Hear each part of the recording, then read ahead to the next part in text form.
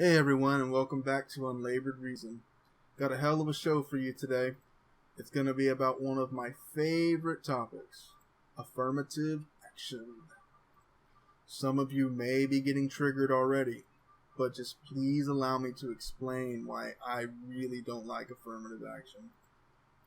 We're going to be going over an article I ran across on the web from the point of view of someone who's in support of affirmative action. We're going to dissect the hell out of it. So sit back and envision yourself in a better place, because where we're going, it's no good, guys. So, just to give you a little insight into what I think about affirmative action. In my opinion, affirmative action is government-sanctioned discrimination. I think affirmative action eliminates potentially the best candidates from possible jobs. And I think affirmative action is doing more to harm race relations than it is to right any wrongs of the past. Because part of the reason why affirmative action was brought into being was to somehow make it part of righting some of the wrongs from the past, which at the time I don't think they realized was going to cause a headache for people down the line. Affirmative action was created in 1961 and signed into law by John F. Kennedy in the United States. And on paper, it had concepts that everyone could agree with. It said that an applicant could not be discriminated against because of race, creed, color, national origin. You know, the basic stuff that people can get heavily sued over these days. So now that the stage has been set, we can get right into the meat of this. Here we have an article written by Sophia Kirby, who is a special assistant for the Progress 2050 at the American Progress. And it says on the right here, Progress 2050 is a project of the Center for American Progress that develops new ideas for an increasingly diverse America. The United States will become a nation with no clear racial or ethnic majority by the year 2050. This expected transition provides the progressive movement with an exciting opportunity to help America live up to its ideals of equality and justice for all. The key word in all of that is progressive, of course, because we all know how hip being progressive is. So Sophia is going to educate us with 10 reasons why we need to keep affirmative action around. This should be oh so educational. Alright, number 1. Our nation is changing, and our higher education institutions need to reflect this diversity.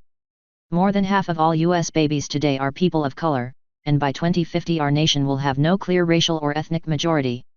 Communities of color are tomorrow's leaders, and we need to better prepare our future workforce. Okay, Sophia, I'll play ball.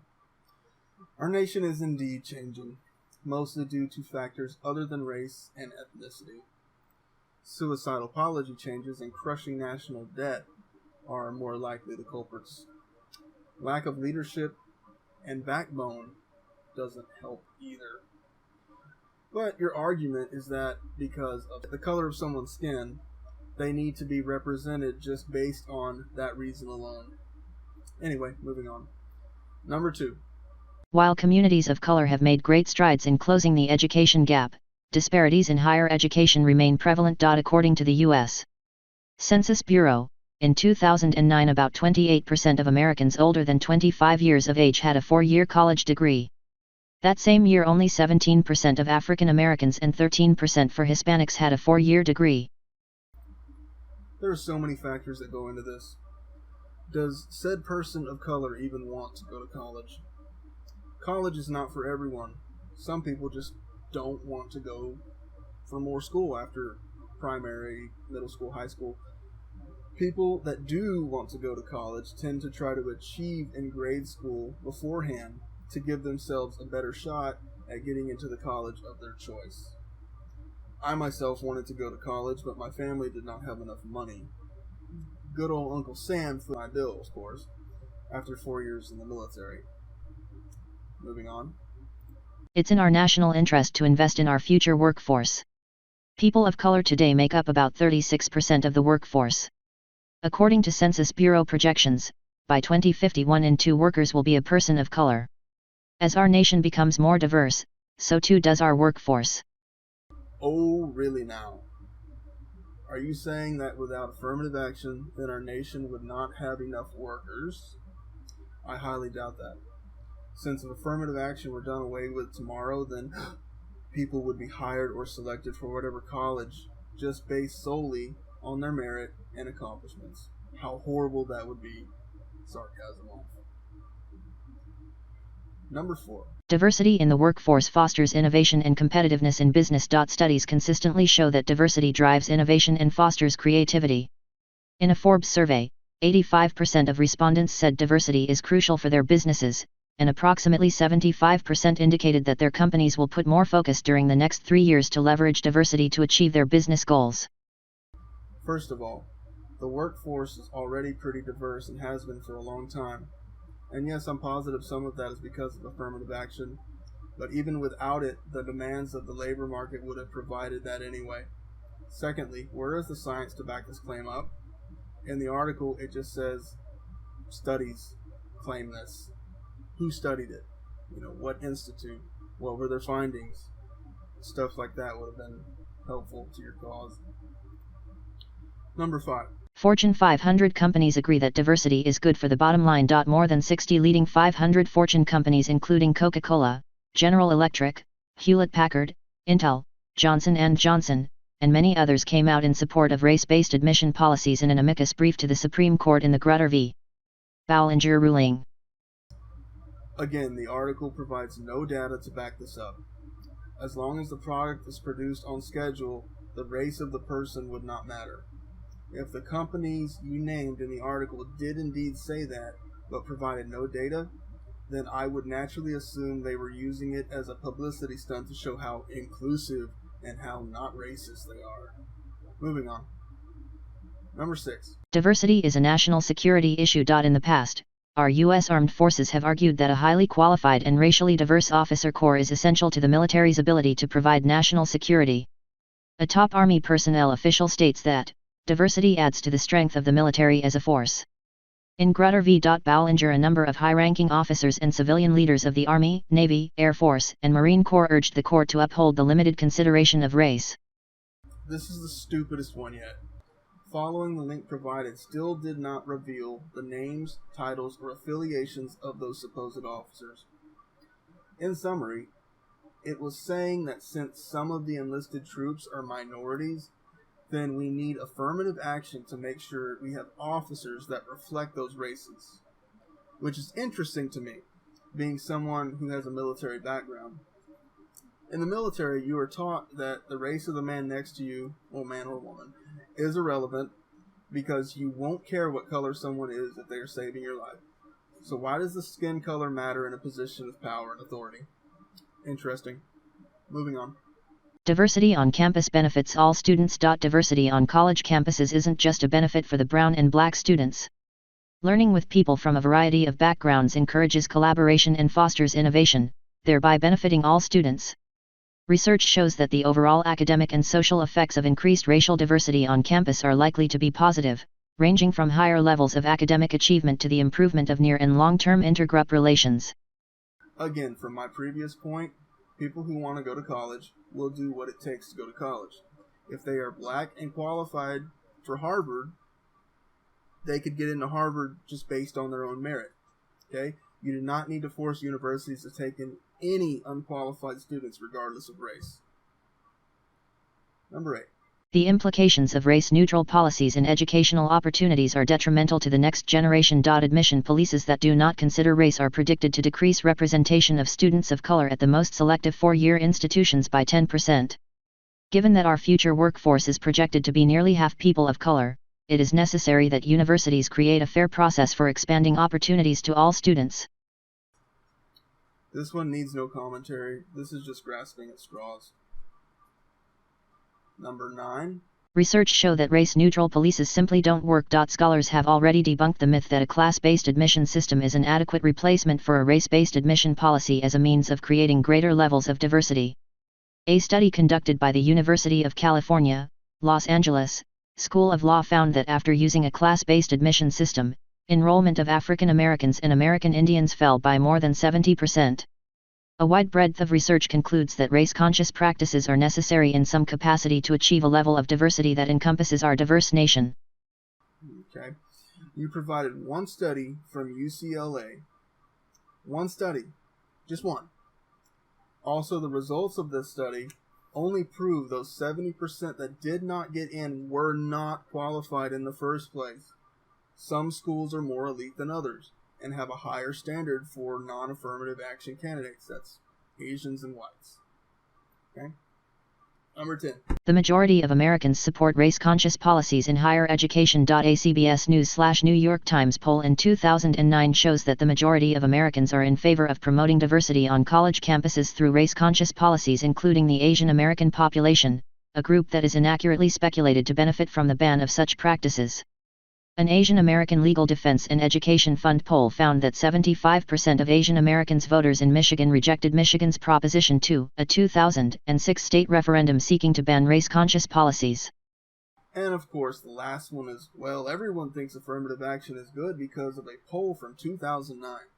Now keep in mind, this article was written in 2012, and the author's one poll they used as evidence to support the nation, the claim that the nation is completely in support of this, does indeed show support. It was a CBS poll, okay?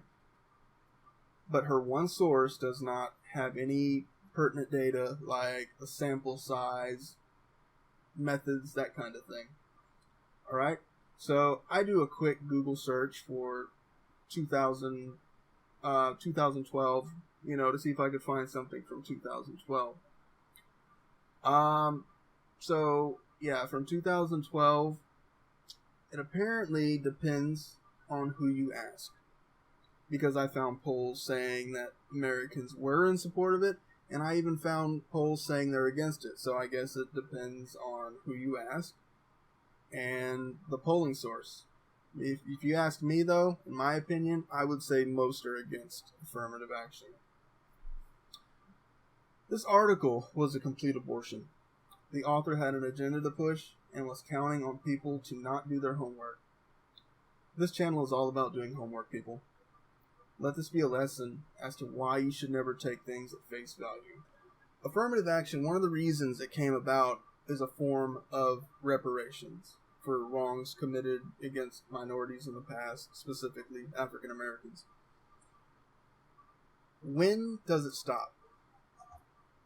I mean, when has it been enough? I mean, is there a timeline? Is there a set cutoff date, or are we just gonna keep going with it? But that's A-okay. That's racist! Jeez, calm down. I used to work in a prison, and one thing I remember is, I was on my post one day, and I overheard one sergeant talking to another sergeant, and the male sergeant was talking to the female sergeant about how they had an opening coming up, and they really wanted a woman of color to fit the bill. And she was talking about it, and she didn't want the responsibility, but it's just the principle of the matter. They don't care about the most qualified individual. Maybe somebody that's been there longer, maybe somebody that's more professional, gotten better evaluations. No, they cared about a woman of color. And that kind of thing really irritates me. It's why would you not want the most qualified person to be in that position? Like, for instance, if you were getting an operation, would you want the surgeon that was giving you the operation to be the most qualified person at that hospital for that particular procedure? Or would you want just someone who was hired because they had to fill a quota and aren't really concerned with his skills? Maybe he had the lowest scores on his tests in medical school. He just barely passed. Would you prefer him, or would you prefer the most qualified person for the job? You hear in school coming up, and from your parents and everybody, that you can do whatever you want if you put your mind to it. And the truth is, that's not really the case.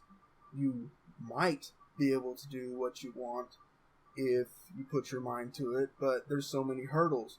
Are you the right color? Are you the right orientation? Are you the right gender? Are you disabled? That kind of thing. And why is that? I would hire if I was an employer, I don't care what the person is. Black, white, yellow, red, green, blue, whatever. As long as they're the most qualified person for that position. When you put quotas on these businesses, like, oh, you got to have 10% of this race or whatever, then you are essentially probably lowering productivity of that business. Because what are the chances that these quota hires are going to be the most qualified people that you could have hired? Not very good. And then people are complaining about how racism is so bad, so bad, so bad. And you just got to look around, and it's apparent why things are so bad these days. It wasn't like this, in my opinion. It was never this bad in the 80s, 90s, 2000s. Things weren't always like this. And in my opinion, stuff like affirmative action is one of the main reasons why racism will never die. Because if you apply race, you point it out in everything. Equal opportunity employer, we're affirmative action company, that kind of thing. That automatically tells people we're giving preferential treatment to group A. Whereas if people weren't thinking about it, it would just die out on its own. Well, probably not die out completely, but things would be a lot better. But no, we have to bring up race every day. And it's just making things so much worse. Keeping barriers like this in place will keep racism in place. That's the message I'm trying to get out right there. And then you get supporters of affirmative action, and they love saying stuff like, well, we'll have racist employers if we didn't have affirmative action. Well, newsflash, they would be racist anyway. Racist people are just racist. It doesn't matter what rules you put in place. They may do what they're told. They just don't want to lose money. They don't want to get shut down by the government. That doesn't make them a racist or not. They're just racist people. That's just the way it is. So it's just an ignorant mindset. But that's going to wrap up this video. I appreciate you guys tuning in. I'll be sure to put out more content as soon as I can. I really hope you liked what I had today. Please leave a comment down below. If you liked what I put out, please like it. If you really liked what I put out, please like and subscribe. And if you loved it, like, subscribe, and share. This is Unlabored Reason. See you next time.